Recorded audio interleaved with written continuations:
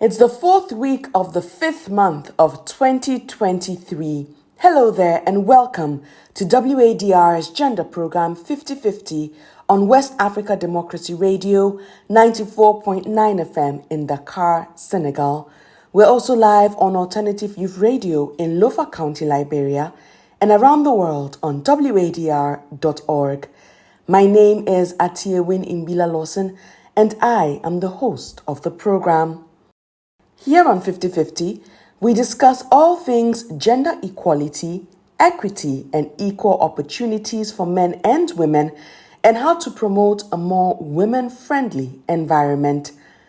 To this end, this month, we are focused on relationships, specifically marriage, roles, expectations, and gender dynamics. No matter how much they try to break it down, it all comes down to one, and that is, provide for your family, be the voice, be the man of the house. Your wife's contributions and suggestions are always welcome, but at the end of the day, you make the rules, you make the decisions. Provide for your family, security, finance, shelter. That's your responsibility.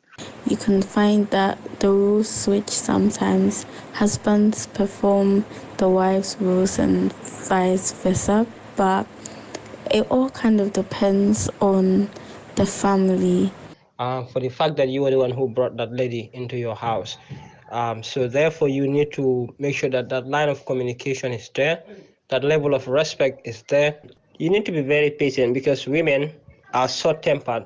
Personally, I feel like the role of a woman in a marriage is to support the man, that is both in household chores and financially and in taking care of the kids, because gone are the days where everything was on the woman, where her sole responsibility was to take care of the house, take care of the kids and the husband as well. We also dedicated some time this month to mark Mother's Day. Men were born from women and they go into women again. So the kind of responsibilities men are carrying or mothers are carrying is much bigger than men. In addition to that, women cares a lot. Women care more than men.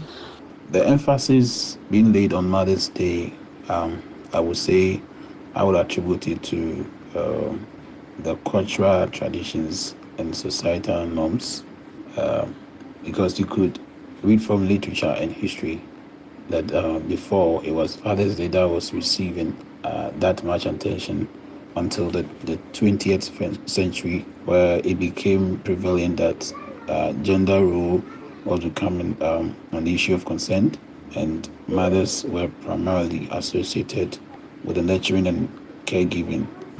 Nowadays, the mothers are more responsible mothers than the fathers. Today, we're changing things up slightly and talking about bride price, or as some call it, dowry. Across West Africa, the payment of bride price is customary and largely symbolic. Traditionally, items like kola nut, livestock, and alcoholic beverages are presented to the bride's family in exchange for her hand in marriage. After the negotiation and bride price payment comes the wedding. Traditional, Islamic, Christian, etc. However, does the payment and requirement of bride price enforce negative gender stereotypes and suggest ownership and bride purchase? Stay with us as we explore these and much more today. Once again, you're listening to WADR's gender program 50/50 on West Africa Democracy Radio 94.9 FM in Dakar, Senegal. We're also live on Alternative Youth Radio in Lofa County, Liberia, and around the world on wadr.org. We start off our program today by exploring bride price payment in parts of West Africa, starting in Nigeria, where Usman Umar brings us a report from Abuja. It's just a way to attach a bit of importance to what is about to happen. That's like the coming together of two different people from two different families. And then just that value, it's not like that determines who the person is or what. The concept of bride price has existed in Nigeria for as long as the institution of marriage itself. And as a cultural practice, it also varies from culture to culture. Essentially, Bride price is a collection of goods or cash or both a husband-to-be brings to the would-be bride's family. In some instances, it could also be rendered as a service, such as in some cultures where a husband-to-be will be required to work on the farm of his would-be in-laws for a period of time. A marriage counselor, Sheun Babatunde, and Chief Emeka Gregory, a traditional leader from southeastern Nigeria, throw more light. It's just to show that there is something that was actually done to signify the coming together of two families as a union, as one at the end of the day. I think that's basically what it is. Bride price is different from traditional marriage, okay? Bride price is like consent. It differs from different states sometimes in Igbo land. For instance, in my own family, when you come to bride price, we start negotiating. People say, she has gone to university, we spend so, we want 50 million, then they start negotiating. One, this is process of the both family to interact and know themselves. At the end of the day, the family might have 5,000, and now both family are agreed. And when they get that 5,000, they collect it from them and keep. The following morning, they will come back with drink to count the money. And when they come back, after counting the money, the family may take about 100 naira and give back to them. So what you have to do is take this and take care of yourself. Just take care of our daughter. That 100 naira is that bride price. So it doesn't matter whether it's 1 naira, 30 naira, 5,000, 10,000. The issue depends on individual, what you want. That's the bride price. Chidinma Okoro from Imo State, southeastern Nigeria, is a spinster who is looking forward to getting engaged and married anytime soon. She also shares some insight. Okay, for me, from my perspective, I look at it as a way of preserving custom and culture. Let me give an example. I have two elder sisters and they got married, and when they did, before they did, I was a bit worried because they said bride price from Imo State is really high. So I was wondering what it was going to be. But the bride price, I don't think we paid, it wasn't more than 100 naira after all the higgling had. So that's the point. They might start with a very exorbitant, amount, but then it's just part of the fun, where they just higgle and haggle. It's part of the process, and it preserves the culture and custom, right? That's what I see it as now. But then where the problem really lies is in the list that is given. Now, sometimes you might see a list of, say, 100 items or even more. Right, but if you come to monetizing everything on that list, you realize it's not much. Yeah, so we monetized my sister's own first one, and according to my uncles, that list had not been changed since forever. So even with inflation, it was still the same amount, right? So for my first sister, it came up to about 150,000. I was shocked. After that, it was my second sister, and with inflation and all that, I think it came up to about 250. I hope it remains same for me. It is therefore safe to say the nature of and cost of bride price depends on which tribe or family among the numerous Nigerian tribes and families one is marrying from. WADR's Usman Umar filed that report. Let's now go to Ghana and look at the bride price in the Ashanti culture. The sound you'd probably hear at a traditional Ashanti wedding ceremony. The drums accompany the Adowa dance that allows performers to communicate their emotions and feelings through their hands and feet. There are different hand movements performed for each setting. People will communicate positive emotions at weddings or engagements. Before the performance of a wedding ceremony, however, comes the bride price negotiation and payment. Elder Opey Achampong explains the significance of bride price in the Ashanti culture. When the father gives his daughter to you for marriage, you have to pay a price on the bride for the father. Meaning, after paying it, the father has accepted the marriage to be giving the bride to you as a wife. If not, no father will give his daughter to you, having refused to pay the bride price. Before Ghana became a British colony, bride price did not involve cash. Instead, it included items such as bottles of schnapps, which is a type of alcoholic beverage, ornaments, clothes, and cowries for the bride's mother, father, and brothers. But times have changed. Today, some families demand electronic devices such as mobile phones, laptops, iPads, and even cash as the bride price, like in Kwame's situation. I was actually given 2 lists, an initial list which entailed a sewing machine, but later on my father-in-law was like, he doesn't think it's necessary, and then other things were just taken off the list. So it didn't actually entail much. I was only asked to pay a bride price of 1,000 Ghana cedis for my wife, father-in-law 300, mother-in-law 200, among other things. So it was a very reasonable and a minimal list. Kwame says it didn't entail much because the list was revised. Here is what the original list involved. For the father, 1 full piece of cloth, native sandals, and a bottle of whiskey. For the mother, a half piece of cloth, a headscarf, slippers, and a bottle of wine. Then there was the bride price, 1,000 Ghana cedis, an engagement ring, a hymn book, a jewelry set, fabric, headscarf, panties, braziers, suitcase, cooking utensils, a malt drink, soft drink, alcoholic beverages, a cash amount for the brother-in-law, a thank you gift, mobile phones for the family members, and I could go on and on and on. But you get the drift. These are some of the reasons why some believe that bride price is the purchase of the bride, the exploitation of the groom, and the foundation of negative gender dynamics in marriages, as Ajua asserts. If a man pay for my bride price, it means the man is ready to take me in as the wife. That's why he's coming to pay for my bride price. And in our African society, what we mean by that is you are being paid for. That means the man owns you. The man has total ownership over you.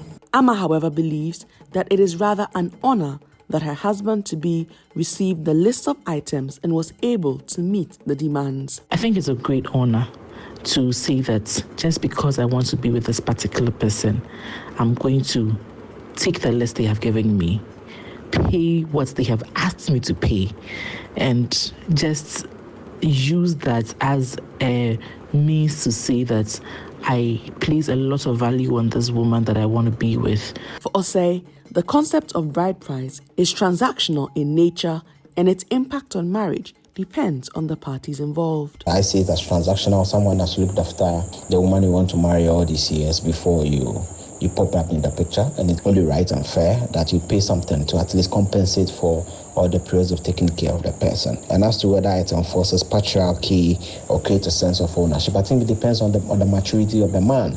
I do not think that the payment of bride price necessarily should, make you think that you own the woman. How much is the bride price and how much is the human? So I think they are two different things. So with all these views shared, what do you think?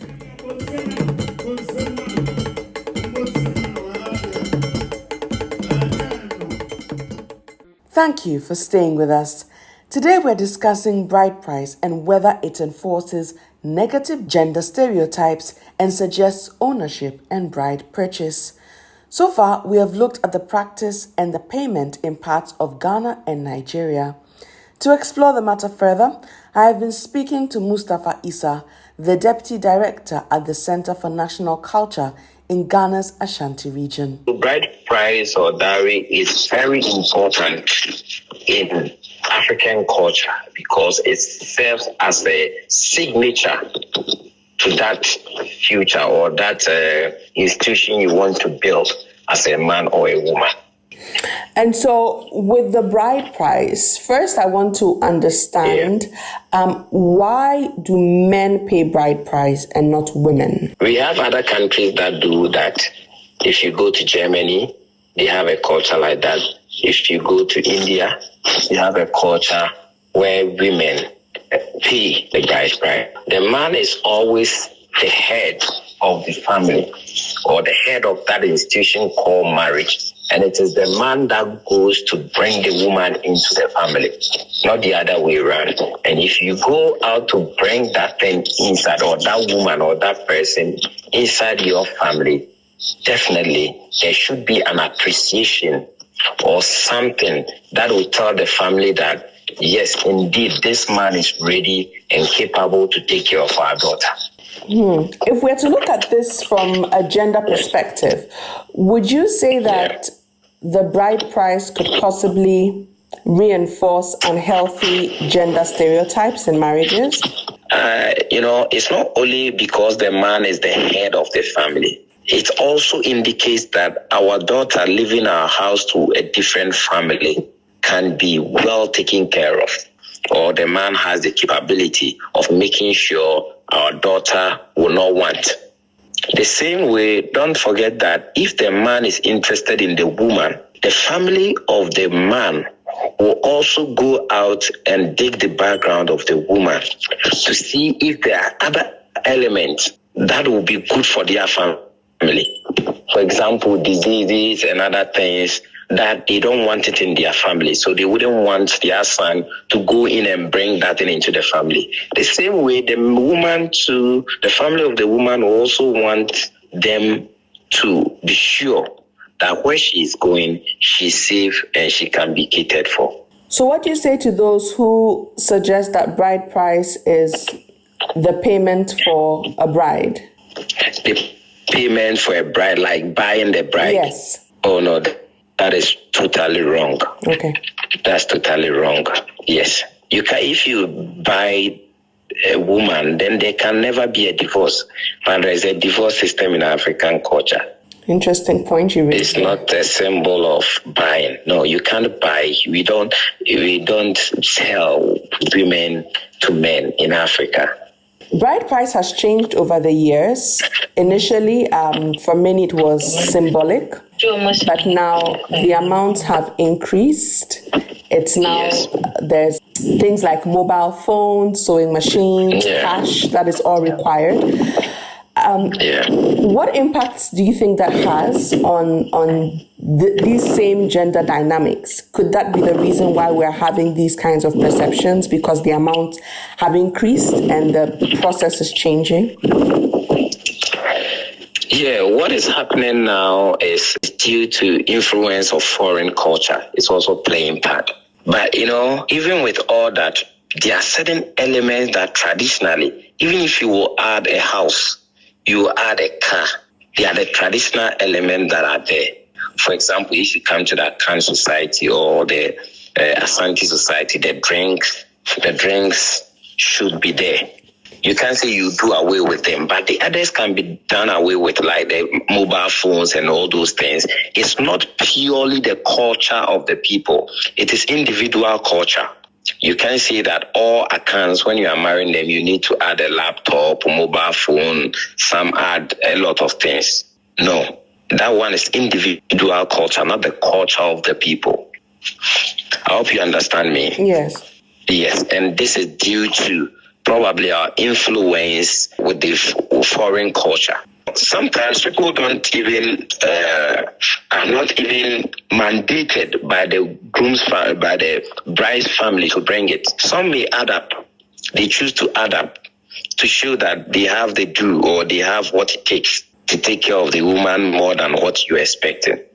So you can go, they give you the bride price, the list, the Bible, the wine, and all those things. The person might decide to add a laptop to it, an iPhone, not even one iPhone. Some can get an iPhone for the mother, the father, and the akonta.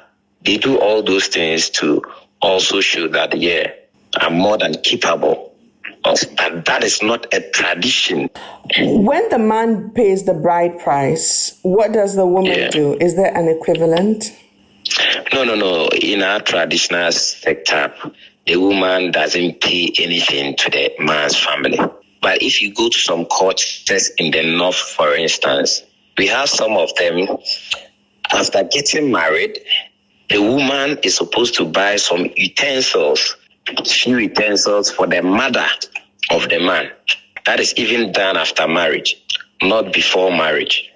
So that's what I know. There's no cut principle that a woman, when you are getting married, the man is paying a bride price.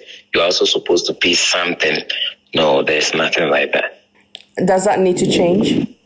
For example, let me give you another example. Even in present day, there are couples who get married, and even the bride price, the things that the man pays, some come from the woman. Because now we've gotten to the world, we've realized that we need each other. Marriage as an institution is for the two of us, and whatever we experience is not for us. And the woman sometimes even help a cloth and all those things. The woman will bring her own clothes. Some even buy new clothes. Some even share the money 50% and help the man. And it's happening in Ghana now. But in all these things, you don't have to disclose, I did this. Because traditionally, it's supposed to be the man who is supposed to show that he's capable of taking care of you. If it's change, it will change by time. But presently, I don't think it's time now for that to change. But going forward, I think, as I mentioned, those women who help their men, it was not actually designed for that to happen. And it happened. So it will get to the point that it will not be designed for it to happen, but it will become practicable and it will take place. I see. Finally, do you think that bride price is still relevant today? Yeah, bride price is very relevant. Apart from being a symbol that shows that the man is capable of taking care of the woman, it also serves as a binding symbol that binds the two families. Any marriage without a bride price, there is nothing that binds the two families together to take responsibility when there is an issue. It's like a seal that tells this family and this family are in unison in taking this agenda. If you are with a woman and you give birth more than one, no matter what, and you've not paid the bride price, there is not obligation between those two families to take up certain responsibility when the need arises. But the moment the bride price is paid, there is that obligation between those two families to always pick up a responsibility when the need arises. And it's very, very important that it stays. Mustapha Issah is the Deputy Director at the Center for National Culture in Ghana's Ashanti region, and he ends our program for today. Thank you so much for listening. Thank you to our resource persons. Thank you to the production team. I am your host, Atiewin Mbillah-Lawson. Until next time, stay safe. Goodbye for now.